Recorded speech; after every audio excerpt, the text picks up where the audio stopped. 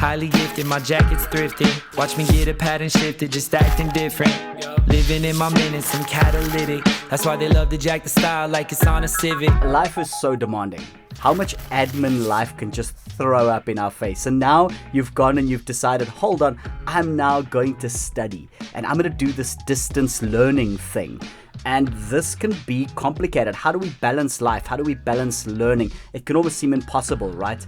Well, welcome to episode 11. This is possibly one of my favorite episodes because there are real practical hacks that Dr. Botha is going to take us through that is going to help us to discover how to balance this thing out. And I must be honest with you, just his way of thinking, unpacking it is going to help you massively. So welcome to Mastering the Art of Juggling Distance Learning Hacks. Stay tuned.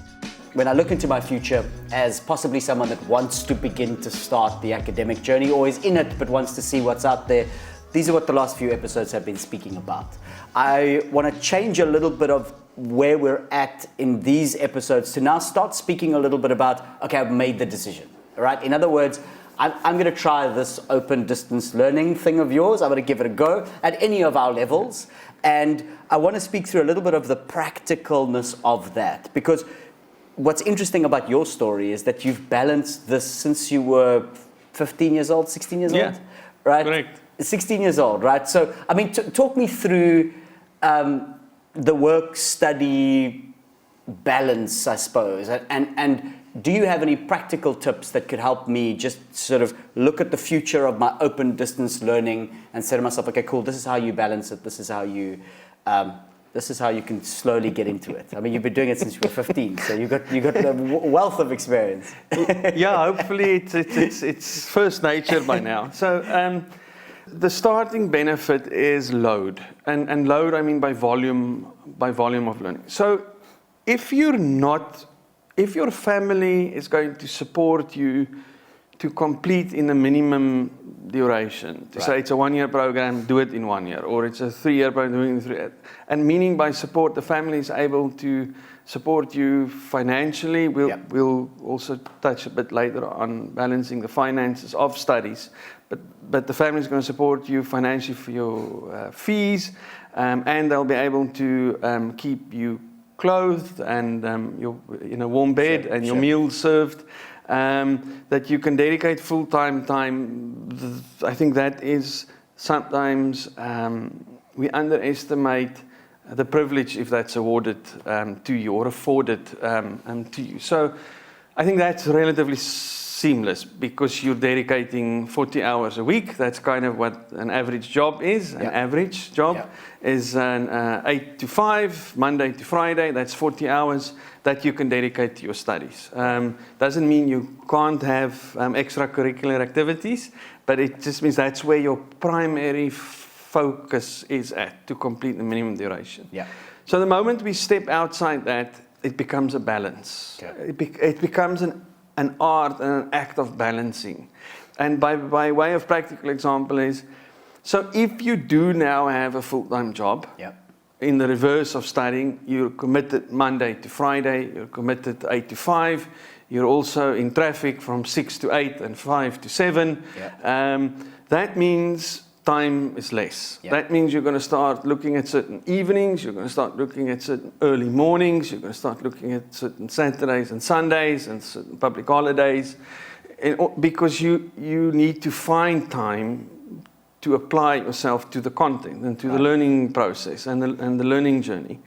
And that's the balance. You need to see how much time can you slice out and set aside and balance that amount of time with the volume of work you'll take on. And volume of work you take on meaning the number of modules you'll select. So on average, a full-time student will select 4 to 5 modules a semester. So depending on what your time available is outside that framework, it's maybe 2, it's maybe 3. So the first key is understand the time you will have available. Is there like a little, I'm really bad at maths, but is there like a sum that we do in the sense that we say, okay, a module is worth X and X represents Y amount of hours generally that you should be putting into that thing? Is there like a sum like that? Like I'm looking for a cheat sheet, right? Of saying like, okay, I'm taking 2 modules and then I'm going to have to carve out Yeah. In my head, 90 hours. Is there a sum like that? There is a sum. Is it a good sum? Is it worth using? No, it is. So, Okay. so without going into all the pedanticness of Yes. the sum, the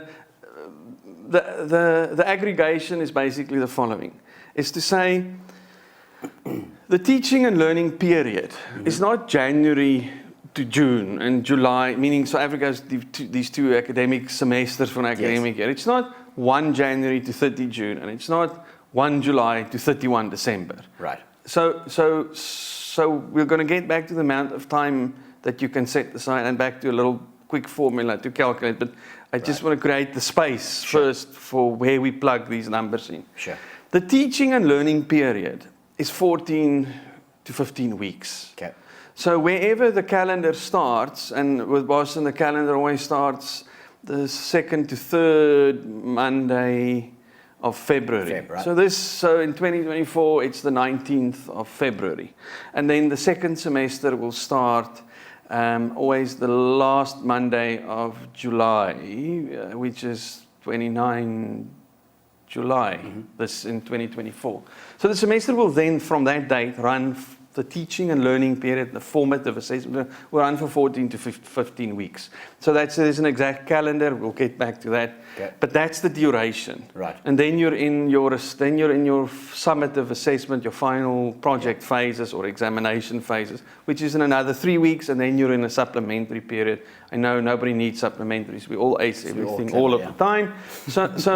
But again, if you're not going into supplementary phase, then it's that 15 weeks, and then it's another 3 weeks. Okay. And it's not 3 weeks hard. If you have one module, in 3 weeks you'll sit for one exam. Right. Or if it's 2 modules, you'll sit in 3 week period, over 3 for one exam and complete one project, by way of example. So it's not that but this initial 14-week period is the period where you need to be able to set aside time to study. Okay.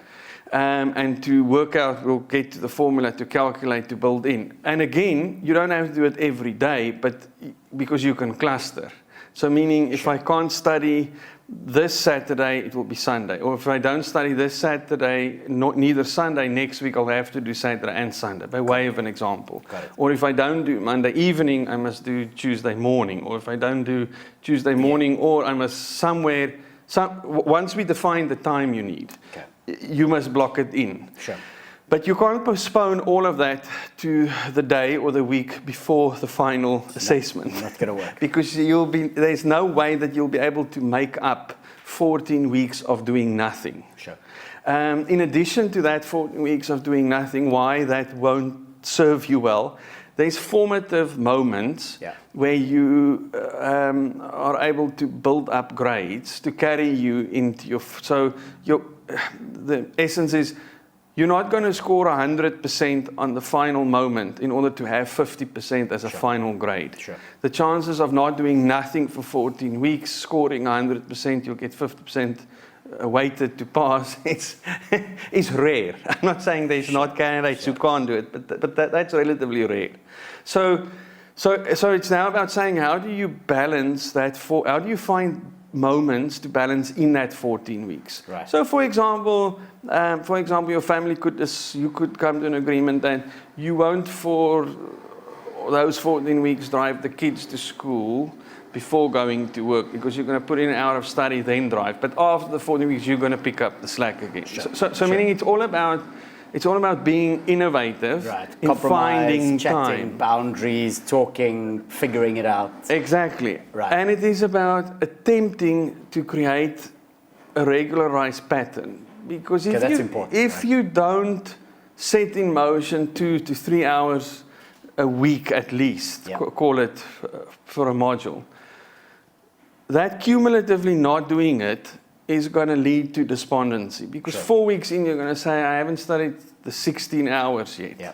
Where am I going to find 16 hours? No, I have to do this on Sunday. I must do that. I must do extra hours for this. So it becomes, so the smaller you can make the chunks, the more likely you're to keep to the chunks. Yes. And once you start keeping to the chunks, the pattern sets in. And the pattern is, for you, is needs to be predictable, because those around you who need to carve out private space for you is also regularized by it. They understand that they can organize the family commitments and your engagement with your employer. Many employers support studying today. There's a big drive in South Africa around skills development and companies making bursaries available to study. They also have a vested interest. So if they want to let you have private space in the lunch hour, they will afford you, and that's your space then to attend to it. So having a pattern and setting aside the chunks is key, because it supports everybody else to support you, and you don't become despondent. But it also helps if you do not make it on those intervals, that you know how much you need to additionally set aside to catch up. So the programmatic nature of it is transparent to you in order to reorganize and reset. Again, because this is the biggest cause for distance learners to drop out. Is despondency sets in because I haven't done well. And I haven't done well because I haven't spent time in the learning experience. We're going to continue this conversation. We're going to continue talking about this time monster that's with us. We're going to continue talking about learning effective study strategies that can help us in every moment. So stay tuned for episode 12. It's coming up soon.